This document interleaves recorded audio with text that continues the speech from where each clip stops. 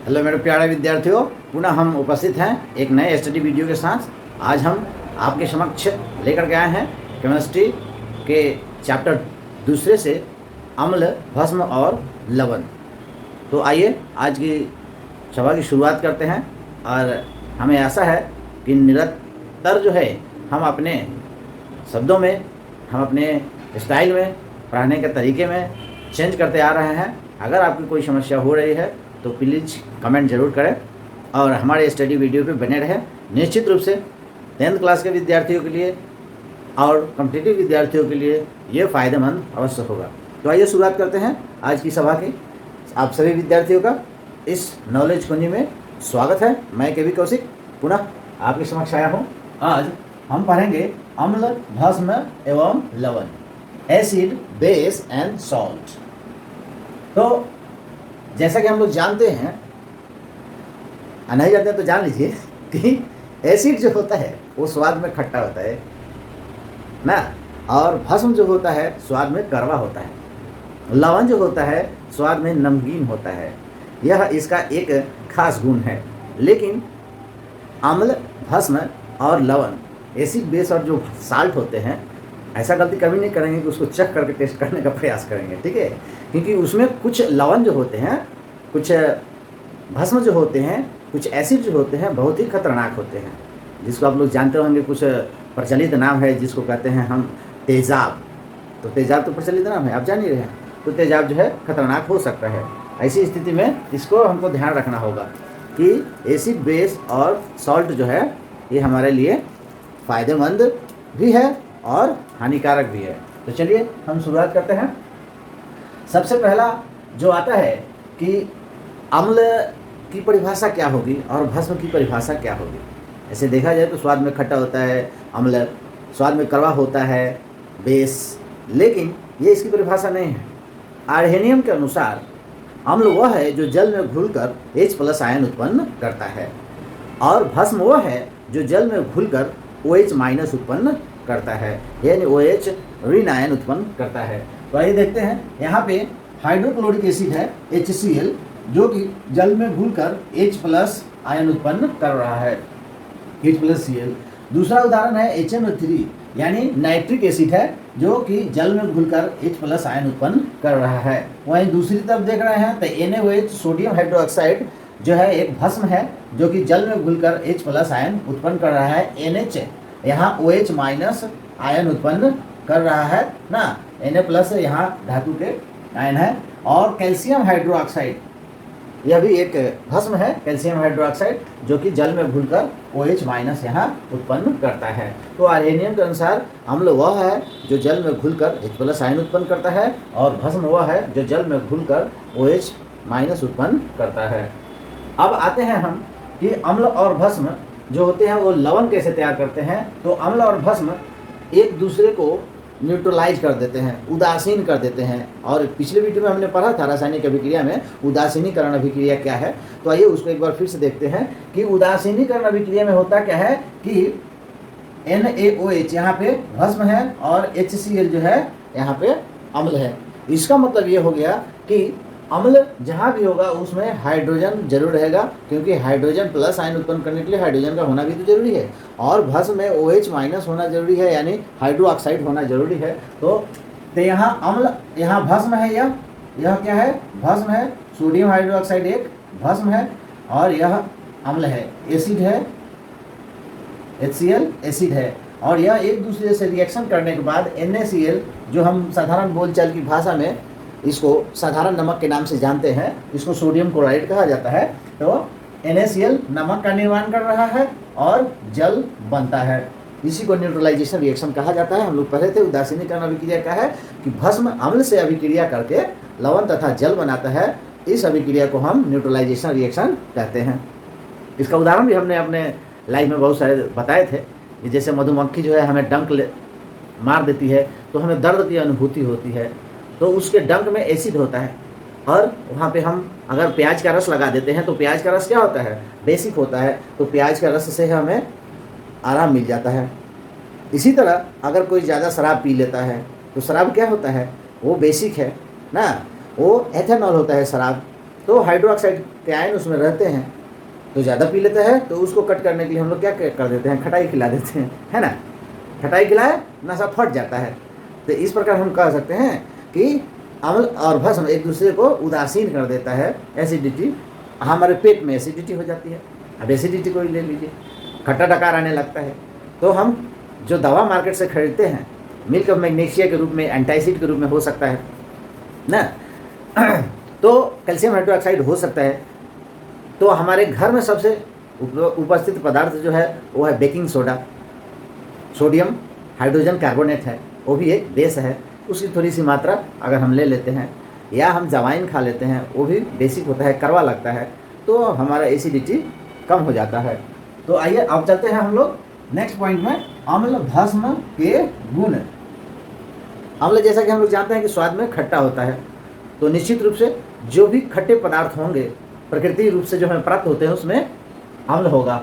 जैसे इमली में टार्ट्रिक अम्ल पाया जाता है, दही में लैक्टिक अम्ल पाया जाता है, टमाटर में ऑक्जेलिक अम्ल पाया जाता है, नींबू और संतरा में सिट्रिक अम्ल पाया जाता है, और चाय में टैनिक अम्ल पाया जाता है। और विटामिन सी तो नाम ही है एस्कॉर्बिक एसिड, तो वो भी एसिडिक होता है, विटामिन सी। इसके अलावा जो इम्पोर्टेंट एक सवाल पूछता है कि सिरका क्या है ना, तो सिरका एसिटिक अम्ल का 6 से 8% है। एसिटिक एसिड का 6 to 8% सिरका कहा जाता है। ये एग्जामिनेशन में बार बार पूछता है ना। अब ये सिरका का इस्तेमाल कहाँ किया जाता है, अचारों के परिरक्षण में किया जाता है, अचार में डाला जाता है ताकि वो खराब ना हो। अब हम चलते हैं इसका दूसरा गुण जो है कि कुछ अम्ल और भस्म जो होते हैं विषैले होते हैं और तीव्र संक्षारक होते हैं। तो कौन कौन से अम्ल, जैसे H2SO4। कोई भी अम्ल अगर सांद्र है मतलब गाढ़ा है, मतलब उसका तनुकृत किया हुआ नहीं है, यानी उसमें पानी की मात्रा कम है, तो हानिकारक होता है। तेजाब उसको कहा जाता है, हम लोग बोलचाल की भाषा में इस्तेमाल करते हैं। तो H2SO4 जो हम लोग बैटरी में इस्तेमाल करते हैं वो तेजाबी है ना, तो उसको हम क्या कहते हैं, बैटरी एसिड। H2SO4 यानी सल्फ्यूरिक एसिड को बैटरी एसिड कहा जाता है। परीक्षा में कई बार पूछ चुका है बैटरी एसिड किसे कहा जाता है, तो इसको इम्पोर्टेंट है, इसका ध्यान रखेंगे। उसके बाद आता है HNO3, नाइट्रिक अम्ल के नाम से इसे जाना जाता है, सूत्र है HNO3। इसका उस इस्तेमाल जो है उर्वरक और विस्फोटक के रूप में किया जाता है, जो कि बहुत ही हानिकारक है। उसके बाद आता है NaOH, सोडियम हाइड्रोक्साइड, और KOH। यह भी हमारे लिए बहुत ही तीव्र संक्षारक है।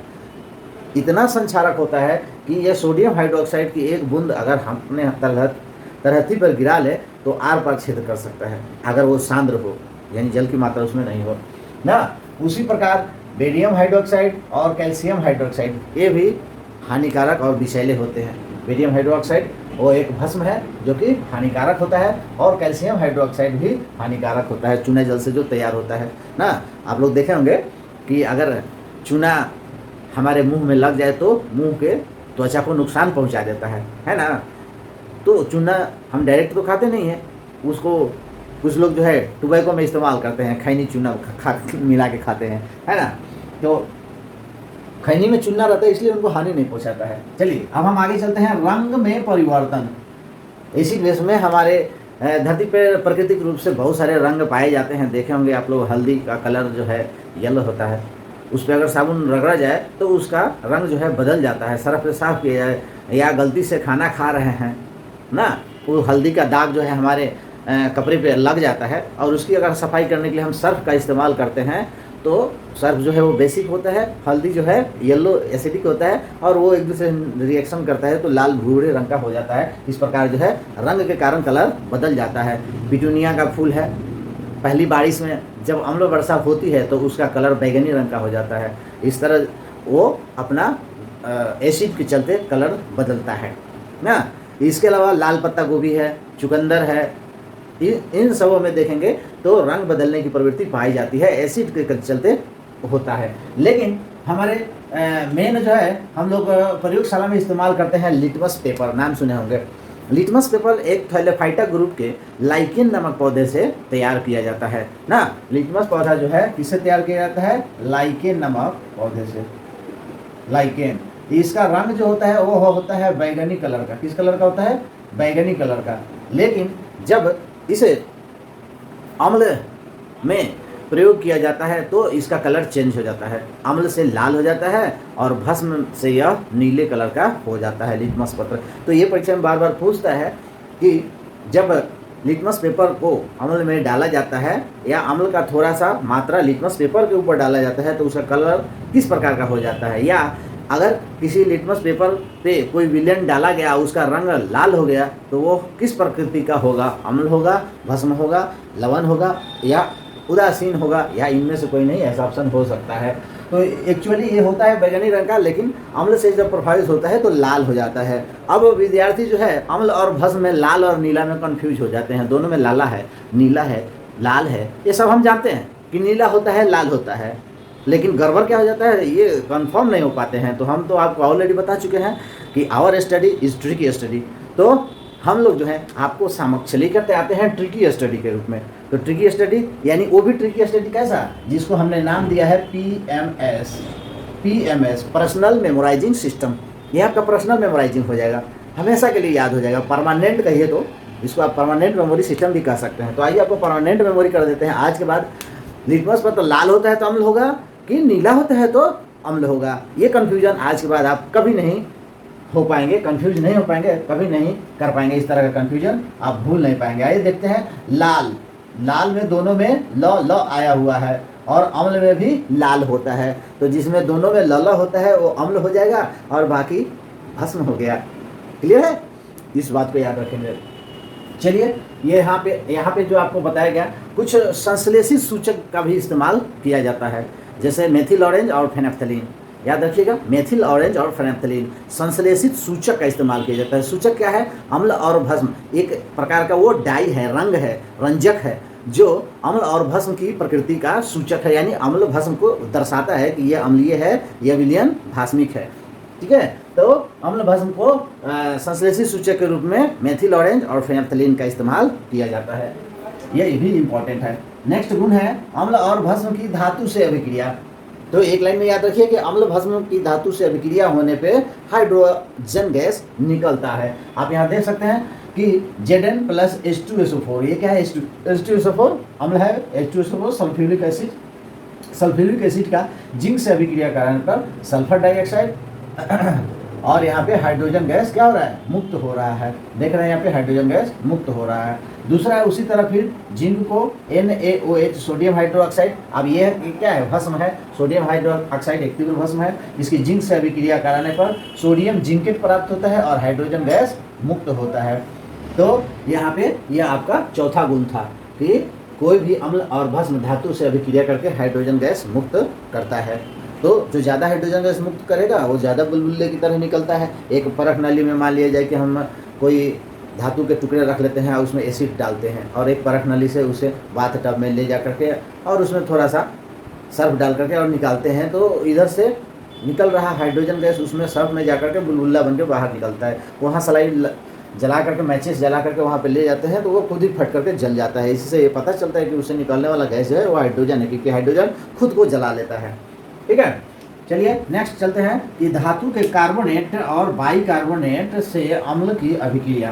तो यहाँ पे धातु के कार्बोनेट, यहाँ जिंक कार्बोनेट है ZnCO3 प्लस यहाँ पे H2SO4 से अभिक्रिया कराई जा रही है, तो ZnSO4 H2O plus carbon dioxide, अर्थात धातु के कार्बोनेट और बाइकार्बोनेट अम्ल से अभिक्रिया करके धातु के सल्फेट यहाँ पे, तो ये जो बना हुआ है लवण, जल तथा कार्बन डाइऑक्साइड गैस मुक्त करते हैं।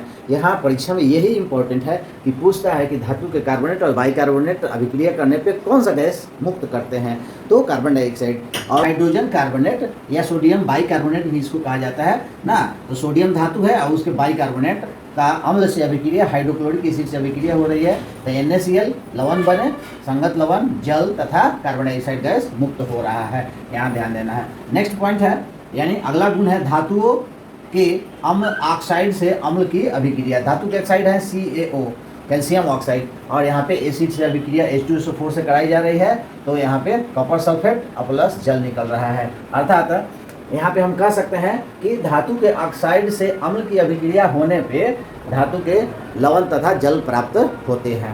ठीक है, अब इसका हमारे दैनिक जीवन में एक छोटा सा उदाहरण भी आप देख सकते हैं कि जैसे धातु के ऑक्साइड जो होते हैं वो भास्मिक होते हैं। कैसे भास्मिक होते हैं, एक उदाहरण से समझ सकते हैं कि जब हम पीतल और तांबे के बर्तन को ज़्यादा दिन तक छोड़ देते हैं तो क्या हो जाता है, वो गंदा हो जाता है। उसके ऊपर जो है ब्लैक या अन्य कलर का उसके ऊपर ऑक्साइड से यानी वातावरण छोड़ देने से ऑक्सीजन से अभिक्रिया करके ऑक्साइड की परत जमा लेता है। जब उसको साफ करने के लिए ले जाया जाता है बफर के पास तो उसको बफिंग करते समय जो है वह खट्टे पदार्थ का इस्तेमाल करता है। ये हम अपने घरों में पीतल या तांबे के बर्तन देखते हैं, जब गंदा हो जाता है तो क्या करते हैं, खटाई से साफ कर देते हैं। नींबू रस कमन है तो अच्छे से चमक उठता है बर्तन। कारण क्या है कि नींबू क्या है, एसिड है और वो धातु के ऑक्साइड क्या हो गए, बेसिक हो गए। तो एसिड बेस एक दूसरे को क्या कर देता है, न्यूट्रलाइज कर देता है। ये उदासीनीकरण अभिक्रिया आप लोग पढ़ चुके हैं। ये भी एक लवण का गुण है ना। अम्ल और भस्म का यह गुण है कि यह एक दूसरे को क्या कर देता है, न्यूट्रलाइज कर देता है यानी उदासीन कर देता है। और इस प्रकार वो उदासीन होने पे पानी लगा देने से बर्तन जो है चकाचक हो जाता है, चमक जाता है ना। तो यहाँ ये भी परीक्षा में आपको पूछता है कि धातु के ऑक्साइड जो होते हैं वह किस प्रकृति के होते हैं, तो आप ध्यान रखेंगे धातु के ऑक्साइड भास्मिक प्रकृति के होते हैं। आपके दिमाग में ये रहेगा कि धातु के ऑक्साइड परत हो जाने से बर्तन काला हो जाता है, नींबू से साफ कर देते हैं, साफ हो जाता है। तो नींबू अम्ल है और तो वो क्या बनेगा, भस्म होगा, जिसके चलते वो न्यूट्रलाइज उदासीन होकर के साफ हो जाता है ना। तो उस चीज़ को अगर आप याद रखते हैं तो आप निश्चित रूप से भूल नहीं पाएंगे, क्योंकि एक उसका विपरीत आता है कि अधातु के ऑक्साइड जो होते हैं वह भस्म से अभिक्रिया करके क्या बनाते हैं, तो वो उनकी जो प्रवृत्ति होती है वो अम्लीय होती है। अधातु अ से अधातु, अ से अम्लीय, ठीक है। तो आप दोनों में से कोई एक याद कर सकते हैं। तो दूसरा नेक्स्ट गुण जो है वो यही है कि अधातु के ऑक्साइड भस्म से अभिक्रिया करते हैं तो क्या बनाते हैं, तो उसमें भी वही धातु के कार्बोनेट, यहाँ पे कैल्शियम, यहाँ पे CO2 कार्बन डाइऑक्साइड है और कैल्शियम हाइड्रोक्साइड की अभिक्रिया कराई जा रही है। कैल्शियम हाइड्रोक्साइड क्या है, एक भस्म है और उससे अभिक्रिया कराने पर ये हमारा अधातु है कार्बन डाइऑक्साइड और उससे अभिक्रिया कराने पर कैल्शियम कार्बोनेट जो कि लवण है और जल तैयार होता है। तो इस प्रकार धातु के ऑक्साइड अम्ल से अभिक्रिया करके लवण तथा जल बनाते हैं और अधातु के ऑक्साइड भस्म से अभिक्रिया करके लवण तथा जल ही बनाते हैं। ये भी इम्पोर्टेंट है और ये उसका गुण है। अम्ल भस्म का जल से अभिक्रिया, अम्ल भस्म की जल से अभिक्रिया ना। तो सांद्र जल से तो अम्ल और भस्म जो अभिक्रिया करता है वो ऊष्माक्षेपी होता है।